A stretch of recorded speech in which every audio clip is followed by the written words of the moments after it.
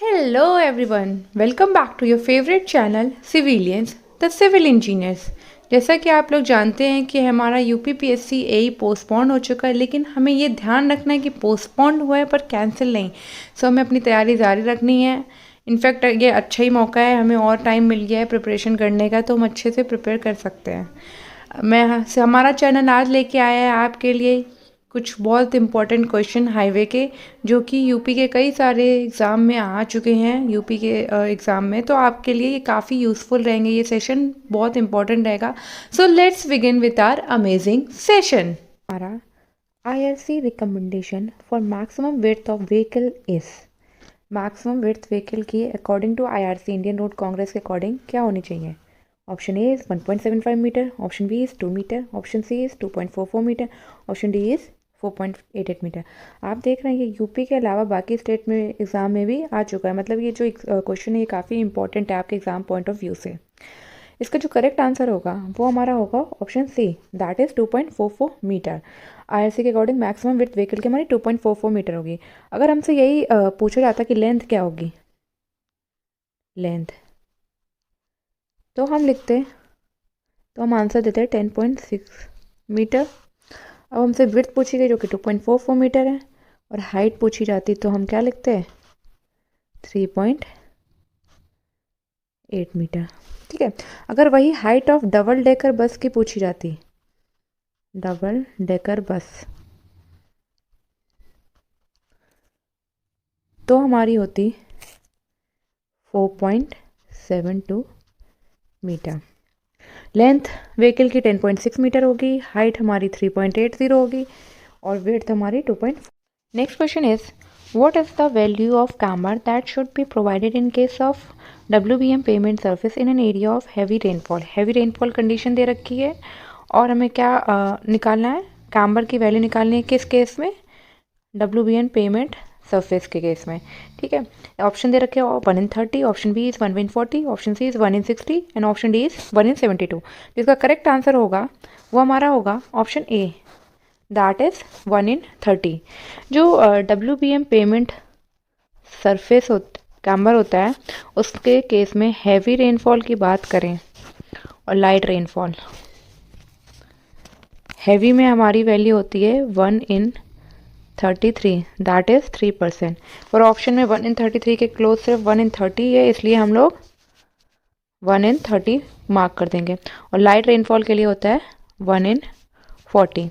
अब यही बात अगर हमारी कंक्रीट रोड की हो, कंक्रीट रोड की, तो हैवी रेनफॉल में और लाइट रेनफॉल में क्या हो जाएगा,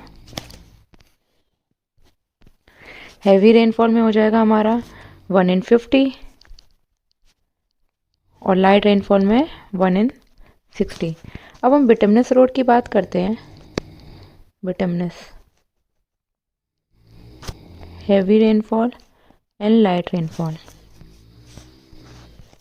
हैवी में हो जाएगा 1/40 और लाइट में हो जाएगा 1/50, 1/50।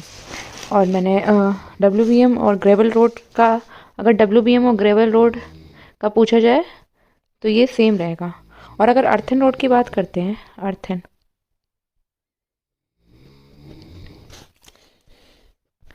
तो हमारा हैवी में हो जाएगा 1/25, ये हमारी हैवी रेनफॉल की कंडीशन है, और लाइट में हो जाएगा 1/33।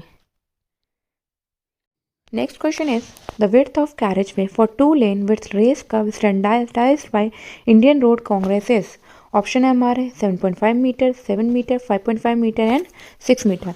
जिसका करेक्ट आंसर होगा वो हमारा होगा option A, that is 7.5 metre.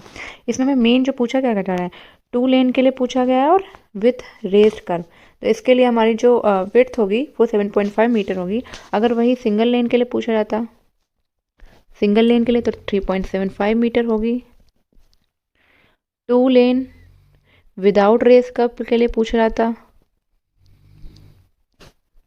तो हमारी होती 7 मीटर, और ये विथ रेस कर्व मैंने बता रखी है 7.5 मीटर।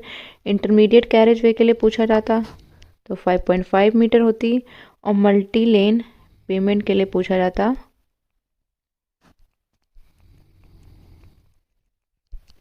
तो हमारी 3.5 मीटर पर लेन होती है। ठीक है, next question is the shape of camber best suited for cement concrete pavement is straight line, parabolic, elliptical और combination of straight and parabolic. इसका जो करेक्ट आंसर होगा वो हमारा होगा स्ट्रेट लाइन। जो शेप होती है कैम्बर की सीमेंट कॉन्क्रीट पेमेंट के लिए वो बेस्ट हमारी कौन सी होती है? स्ट्रेट लाइन होती है। Question is the terrain may be classified as rolling terrain in the cross slope of land is. Rolling terrain कब कहेंगे? जब क्रॉस स्लोप कितना हो? Option A is up to 10%, option B is 10%, between 10 and 25%, option C is between 25 and 60%, option D is more than 60%। जो इसका correct answer होगा वो हमारा होगा option B, that is between 10 and 25%। ये तो रोलिंग टेरेन की बात हो गई। अगर यही हमसे की जाती प्लेन टेरेन की, तो हमारा क्रॉस स्लोप परसेंटेज में कितना होता? 0 to 10%। ठीक है, अब यही हमारी की जाती माउंटेनस की, तो हमारा होता 25 to 60%। और ये अगर स्टीप की जाती तो ये हमारा ग्रेटर देन 60% हो जाता। Next question is the angle of banking for a highway curve of 200 metre radius design for car travelling at 120 kilometre per hour taking the coefficient of friction between tyre and the road as 0.4 will be. हमें angle पूछा गया है, हमें क्या क्या दे रखा है? Radius दे रखा है जो कि क्या है? 200 मीटर है। ठीक है, हमें स्पीड दे रखी है जो कि क्या है? 120 किलोमीटर पर आवर है। ठीक है, और हमें क्या दे रखा है? कोफिशिएंट ऑफ फ्रिक्शन दे रखा है जो कि हमें क्या है? 0.4 है। और हमें ये बता रखा है मतलब और हमें एंगल निकालना है। हम सब जानते हैं कि ये E प्लस एफ हमारा होता है v² अपॉन 127r। एफ हमारा कोफिशिएंट ऑफ फ्रिक्शन है, इसमें v वेलोसिटी है किलोमीटर पर आवर में, r रेडियस है और e सुपर एलिवेशन है। और हमें ये पता है, जब मैंने पहले लेक्चर लिए थे तो मैंने सुपर एलिवेशन को प्रॉपर एक्सप्लेन कर रखा था, तो आप प्लीज़ वो गो थ्रू हो जाए जिन्हें अभी भी कई सारे कॉन्सेप्ट सुपर एलिवेशन के रिगार्डिंग पता नहीं है। तो जो हमारा सुपर एलिवेशन होता है वो क्या होता है? tan थीटा के इक्वल होता है। तो हम इसको tan थीटा लिख लेंगे ई की जगह। कोफिशिएंट ऑफ फ्रिक्शन हमारा f है, b हमारा 120 स्क्वायर कर लेंगे अपॉन 127 इंटू आर हमारा 200 मीटर है। ठीक है, अब हम जो हमारा tan थीटा आएगा वो हमारा आएगा 0.167। तो थीटा हमारा हो जाएगा tan inverse 0.167। That is option D is correct answer. Next question is a road stretch is designed for a limiting speed of 72 km per hour and is built with a material offering a coefficient of friction of 0.540 if the reaction time of driver is 2.5 seconds. If there is two-way traffic on a single lane road, then what is the stopping side distance? आप ये देखिए, ये हमें दे रखा है two way traffic और क्या दे रखा है? Single lane road. Two way traffic के लिए जो हमारा स्टॉपिंग साइड डिस्टेंस होता है वो 2 टाइम्स ऑफ SST होता है। और हमें पता है SST हमारा क्या होता है? SST हमारा होता है 0.278 VT plus v² upon 254 f। v हमारा इसमें किलोमीटर पर आवर में दे रखा होता है और t रखना होता है और t हमारा रिएक्शन टाइम होती है। रिएक्शन टाइम हमें 2.5 सेकेंड दे रखा है।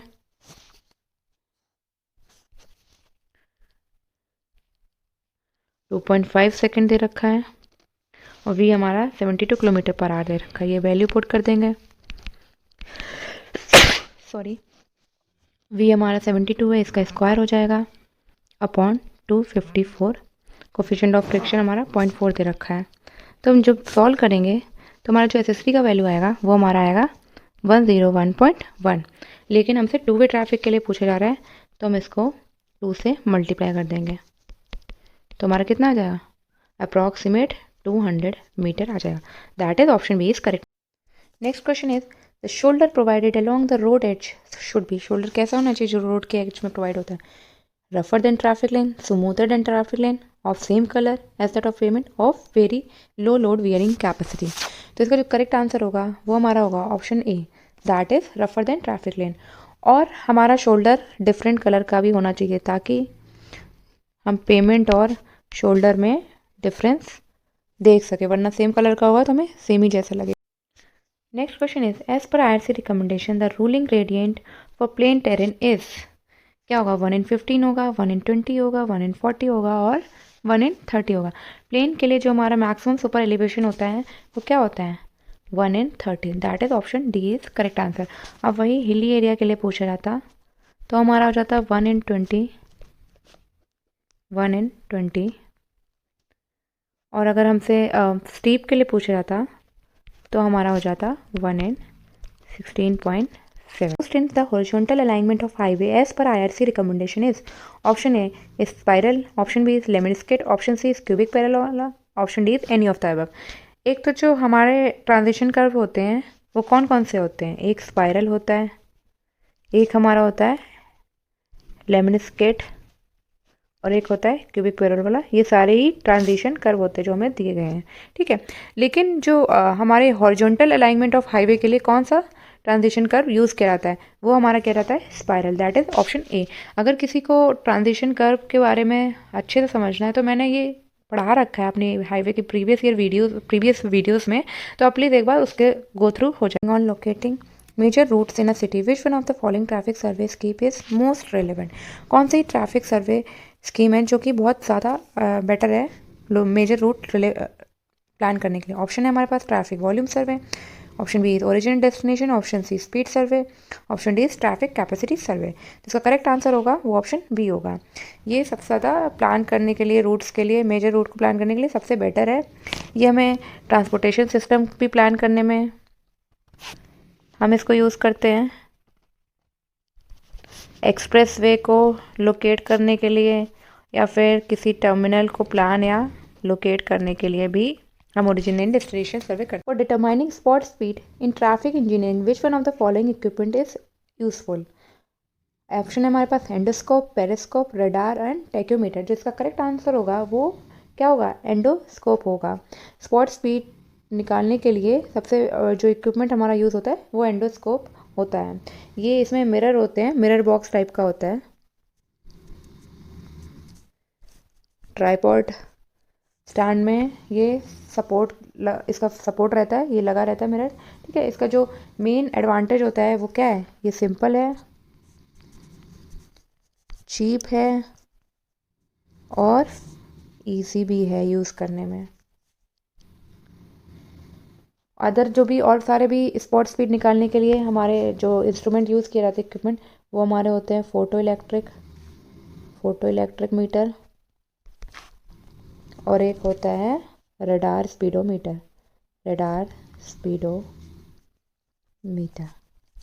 ये दोनों भी स्पॉट स्पीड निकालने के लिए यूज़ किया जाता है। Average daily traffic is 5000 vehicle and annual increase is 20%, then average future flow after 5 year. हमें प्रेजेंट एवरेज डेली ट्रैफिक दे रखा है, एनुअल इंक्रीज दे रखा है, तो एवरेज फ्यूचर जो फ्लो होगा व्हीकल्स का 5 साल बाद वो क्या होगा, हमारा एवरेज व्हीकल फ्यूचर जो होगा 5 साल बाद वो हमारा होगा ADT, एवरेज डेली ट्रैफिक, जो डेली ट्रैफिक हो रही है, जो डेली फ्लो हो रहा है ट्रैफिक्स का, वो इंटू 1 + R/100 का होल n हमारे 5 ईयर है, R हमें परसेंट दे रखा है 10% और ADT क्या दे रखा है 5000। वैल्यू पुट कर लेते हैं, ADT 5000, 1 + 10/100 और 5 ईयर, ये हमारा 100 से मल्टीप्लाई करेंगे तो ये हमारा हो जाएगा 1.1 का होल 5। तो ये हमारा जो आंसर आएगा वो अप्रॉक्सीमेट आएगा 8050। That is option C is correct answer. Next, the number of potential conflict point at an intersection of 2-lane national highway with another 2-lane national highway assuming both are 2 way. हमें 2 लेन दे रखी हैं और दोनों side से क्या है 2 वे है, तो इसमें कॉन्फ्लिक्ट्स नंबर ऑफ कितने होंगे, इसमें होंगे 24। अगर हमें भाई 2 लेन दिया जाता और एक तरफ से 1 वे होता और एक तरफ से 2 वे होता, तो हमारे जो नंबर ऑफ कॉन्फ्लिक्ट हो जाते वो हमारे होते 11। और अगर दोनों तरफ से 1 वे होता तो हमारे नंबर ऑफ कॉन्फ्लिक्ट हो जाते 6। तो इसका जो करेक्ट आंसर होगा वो option C. The jam density on a road designed for a free mean speed is 75 km/h is 100 vehicle per kilometer, then the capacity flow will be। जो हमारा maximum capacity flow होता है वो हमारा क्या होता है, वो हमारा होता है VSF × KJ/4, क्योंकि ये हमारी BSF फ्री मेन स्पीड हो गई जो कि हमारी कितनी दे रखी है 75 दे रखी है। KJ हमारा क्या दे रखा है कि जो हमारा ट्रैफिक डेंसिटी जैम डेंसिटी दे रखी है जो कि क्या है 100 व्हीकल पर किलोमीटर। ठीक है, और हमसे पूछा क्या गया है, कैपेसिटी फ़्लो दिया है, मैक्सिमम कैपेसिटी फ़्लो पूछा गया है। अब हम इसमें वैल्यूज़ पुट कर लेंगे 75 into 100/4 that is 1875 that is option. Next question is traffic volume is equal to, option है हमारे पास traffic density into traffic speed, option B is traffic density upon traffic speed, option C is traffic speed upon traffic density, option D is none of the above. आप देख रहे हो UP में 2 बार exam ये क्वेश्चन रिपीट हो चुका है, एक 2007 में और एक 2003 में, तो मे भी आपके एग्ज़ाम में भी रिपीट होने के चांसेस हैं। जो ट्रैफिक डेंसिटी होती है वो हमारी होती है जो हमारा ट्रैफिक वॉल्यूम होता है, सॉरी, वो हमारा होता है ट्रैफिक डेंसिटी, जो ट्रैफिक की डेंसिटी होगी इनटू स्पीड। ट्रैफिक डेंसिटी हमारी क्या होती है, नंबर ऑफ व्हीकल पर किलोमीटर, और स्पीड होती है किलोमीटर पर आवर। किलोमीटर, तो इसकी जो यूनिट होगी वो व्हीकल पर आवर में हो जाएगी। That is option A is correct answer. Traffic volume is equal to traffic density into traffic speed. The highway traffic movement means diverging, crossing, merging और all of the above.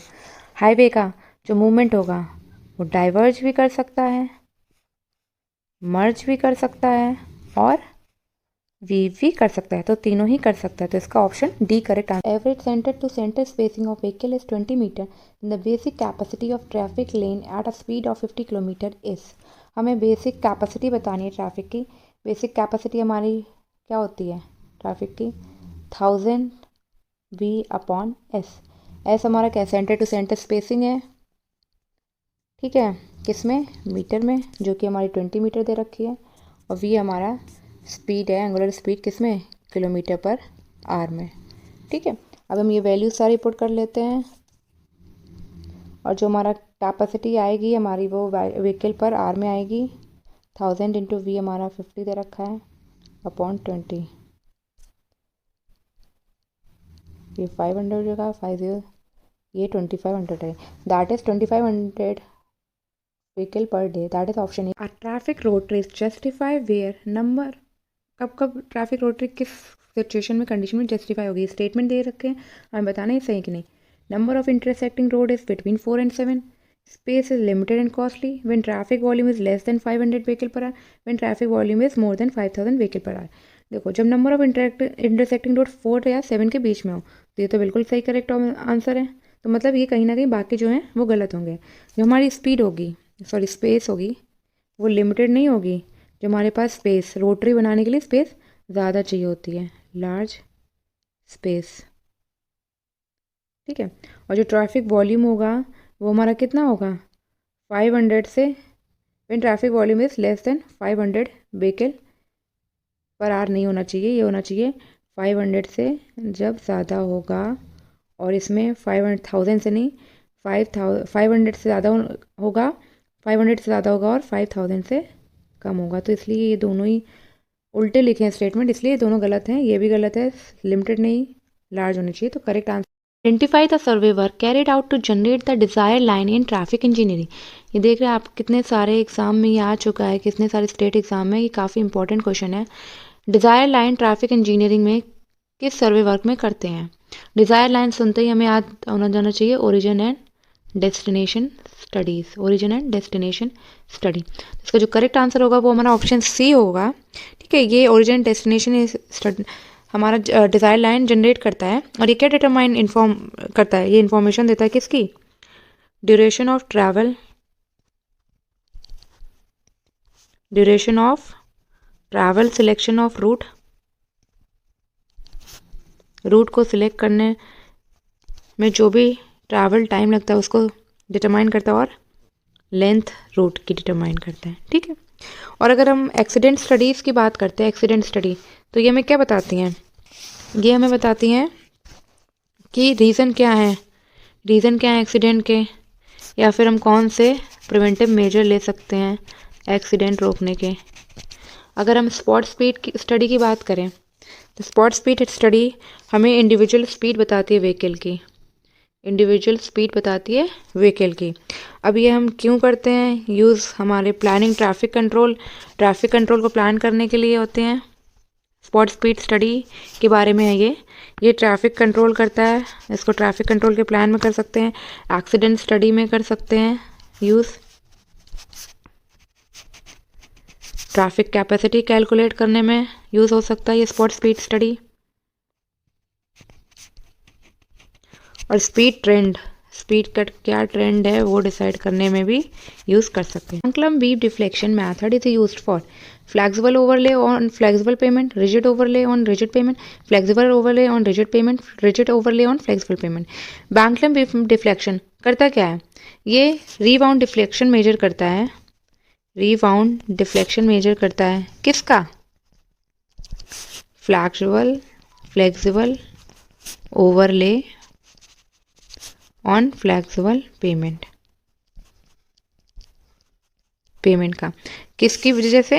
Wheel load या design wheel load की वजह से। ठीक है, जो हमारा Benkelman beam deflection rebound deflection measure करता है flexible overlay on flexible pavement पे, किसकी वजह से? व्हील लोड पेमेंट के।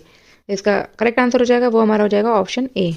Penetration test on bitumen is used for the determining its. Penetration test क्या डिटरमाइन करने के लिए करते हैं?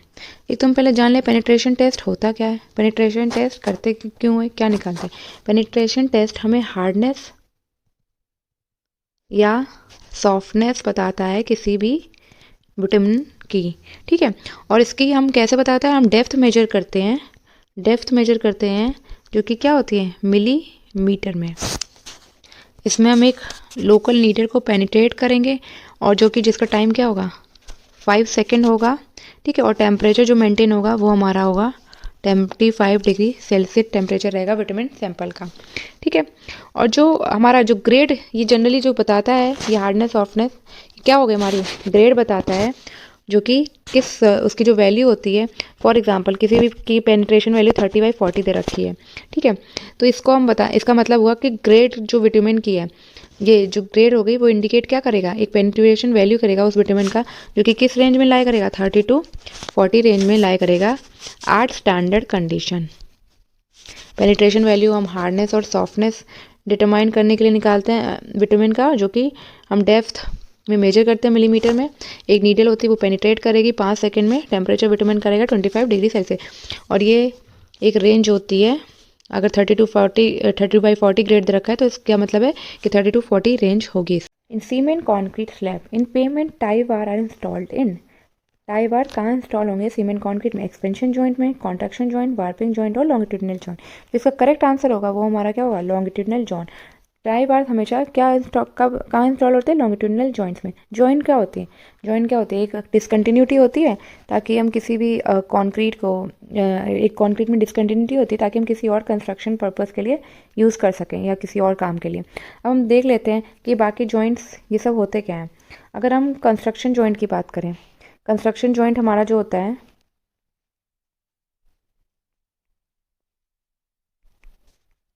कब यूज़ करते हैं?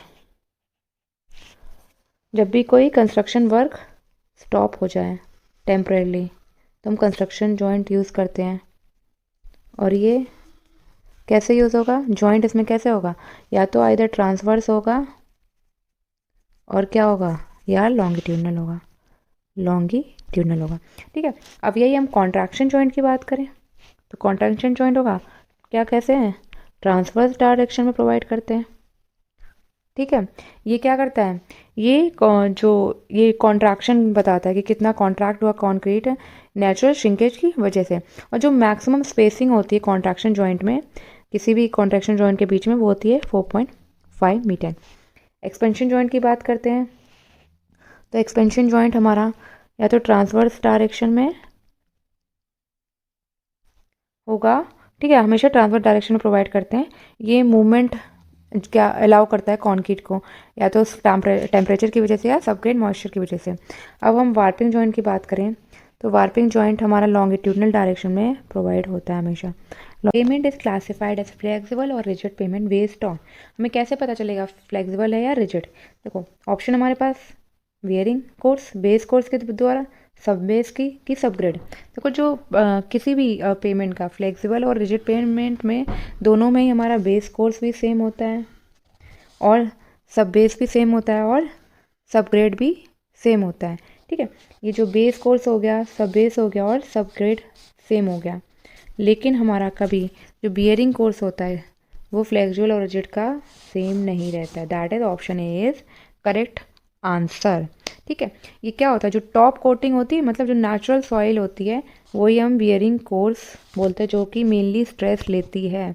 कोई भी जो भी व्हीकल मूव कर रहे हैं, कुछ भी लोड आ रहा है तो उसका स्ट्रेस लेती है, तो उसी को बियरिंग कोर्स जो होती है वही लेती है और वो टॉप मोस्ट लेयर होती है natural soil.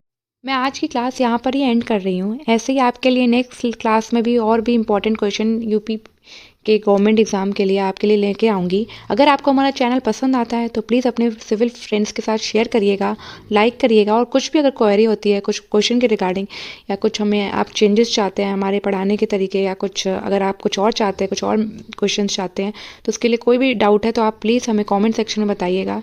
Keep loving us, keep sharing us, have a nice day.